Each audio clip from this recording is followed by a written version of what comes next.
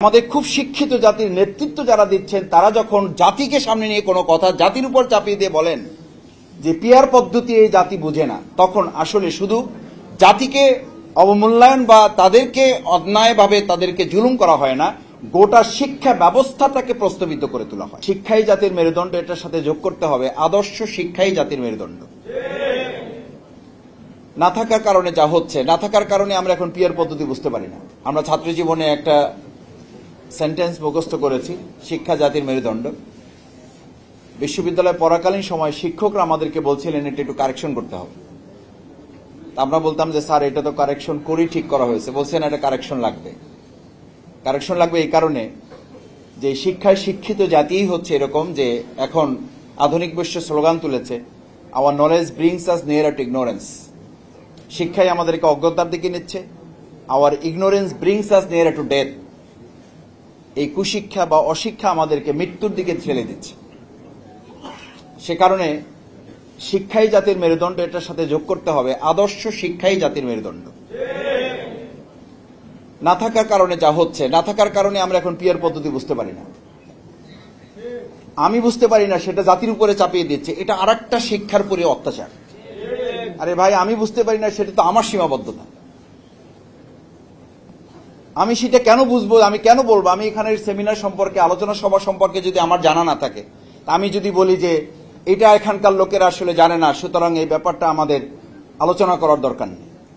আমি খুব অবাক হই যে আমাদের খুব শিক্ষিত জাতির নেতৃত্ব যারা দিচ্ছেন তারা যখন জাতিকে সামনে নিয়ে কোনো কথা জাতির উপর চাপিয়ে দিয়ে বলেন যে পিয়ার পদ্ধতি এই জাতি বুঝে না, তখন আসলে শুধু জাতিকে অবমূল্যায়ন বা তাদেরকে অন্যায়ভাবে তাদেরকে জুলুম করা হয় না, গোটা শিক্ষা ব্যবস্থাটাকে প্রস্তাবিত করে তোলা হয়। 25 বছরের ওয়ারেন্টিযুক্ত দীর্ঘস্থায়ী দরজা প্রোটেক্টর, আধুনিক ও মজবুত দরজা। দ্বিতীয় কথা হচ্ছে, আমি এই প্রসঙ্গগুলো এই জন্য বলছি, দেখেন আমরা স্থানীয় সরকার নির্বাচনের কথা বলি, কেউ কেউ মনে করেন যে এই স্থানীয় সরকার নির্বাচন বলার মধ্য দিয়ে আমরা নাকি নির্বাচনকে প্রলম্বিত করার একটা ষড়যন্ত্র কেউ কেউ এর মধ্যে দেখেন বা গন্ধ এর মধ্যে খোঁজেন।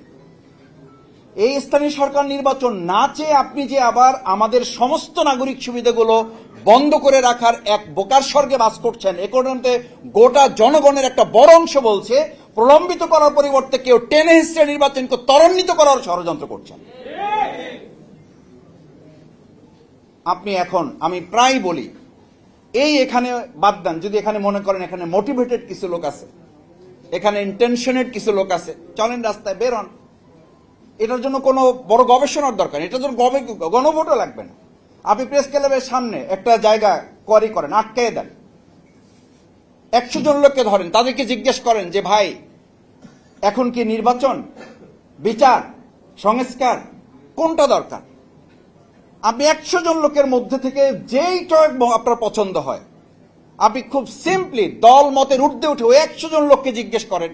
ওই 100 জন লোকের অন্তত 70 জন লোক যদি এটা না বলে যে আমাদের এখন দরকার নির্বাচনের চেয়ে বিচার এবং সংস্কার, এটা যদি না বলে, তাহলে আমাদের কথা আমরা শুধু প্রত্যাহার করব না, যা শাস্তি দেবে এই জাতি আমরা তা মাথা পেতে নেব। কারণ কি? এটার জন্য কারণ তো আছে ভাই, এটার জন্য তো কারণ আছে। সেই কারণগুলো হচ্ছে আমাদের এই শিক্ষিত জাতি, শিক্ষিত অঞ্চল, শিক্ষিত গোষ্ঠী, তারাই আমরা বক্তৃতা করছি আমার কথা না শুনলে টিউনও থাকতে পারবেন না, আমার কথা না শুনলে ওসি থাকতে পারবেন না, এলাকা ছাড়তে হবে। আমার কথা না শুনলে আপনি ডিসিগিরি করতে পারবেন না, আমার কথা না শুনলে, আমার লোক না ছাড়লে থানা ভাঙচুর করে ফেলবে, আপনারা কিছুই করতে পারবেন না। কিছু করা যাচ্ছে না তো। আমরা থানা রক্ষা করতে পারি না, সেই লোকরা হাজার হাজার কেন্দ্র আমরা রক্ষা করতে পারবো, এটা শফিকুল ইসলাম মাসুদ আমাকে কেন বিশ্বাস করতে হবে?